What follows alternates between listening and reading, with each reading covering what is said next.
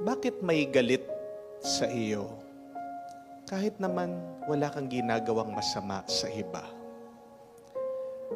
Bakit merong taong ayaw sa atin, ngayong wala naman tayong kasalanan sa kanila? Ito po ang tandaan niyo. Kung sinisiraan ka ng iba, ibig sabihin, sikat ka. Kung minamaliit ka ng iba, ibig sabihin, nasasapawan mo sila. Hindi ka sisiraan ng isang tao kung sira ka na. Sinisiraan ka ng iba dahil may mabuti kang ginagawa. Kapag hinahanapan ka ng mali ng iba, ito ay dahil may tama kang ginagawa. Bakit may galit sa iyo kahit wala ka namang masamang ginagawa? Ito ay dahil may masama sa kanilang isip at puso. Kasi kung mabuti ang nasa isip at puso ng iba, ang makikita nila sa kanilang kapaligiran, sa lahat ng kanilang nakakasalamuha, ay mabuti. Kung mabuti lang ang laman ng ating mga isip at puso, makikita din natin ang grasya, ang milagro ng Diyos na nangyayari araw-araw sa ating buhay. Remember that, my dear friends. You can never experience the grace and the miracle of God if you have a negative mind and if you have negativities or evil in your heart. And when you fail to see God's goodness, you will live miserably in this life. Remember that. When you fail to see the miracle that God is doing, you will always feel angry. Huwag kang kakabahan kung napapalibutan ka ng mga kalaban.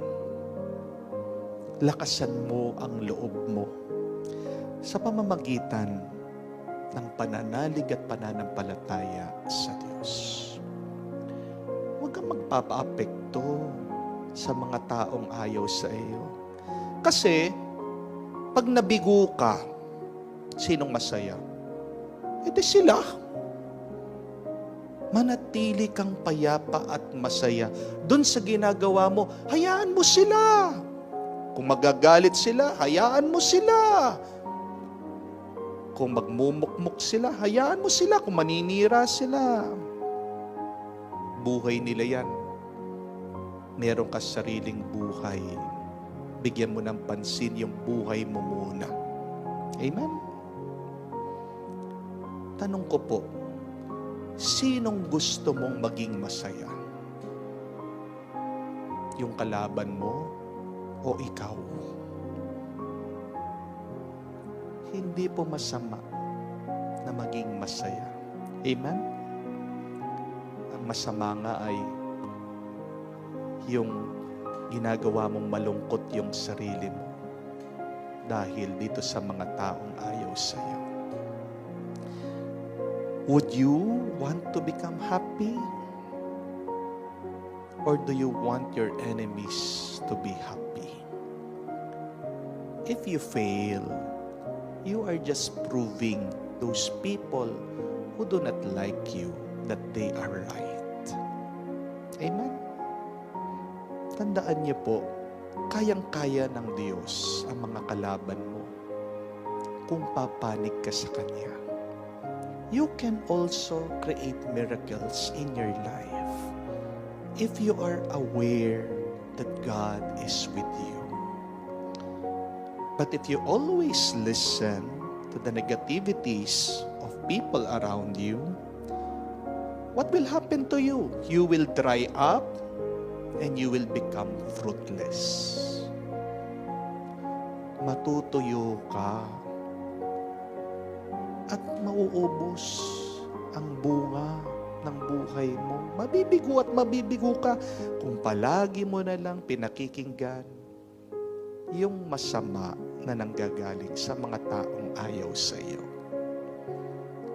Ano pong magandang dasal kapag nasa piling ka ng mga taong ayaw sa iyo? Sabihin mo, Panginoon, ipakita mo ang lakas mo at ang iyong himala sa harap ng mga taong ito, sa mga kaaway ko, sa mga taong ayaw sa akin.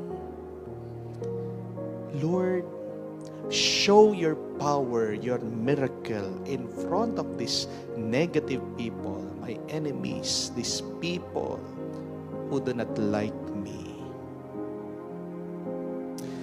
Kung nagawa ni Jesus na magmilagro sa harapan ng mga taong ayaw sa Kanya, magagawa at magagawa din niya yan sa iyo.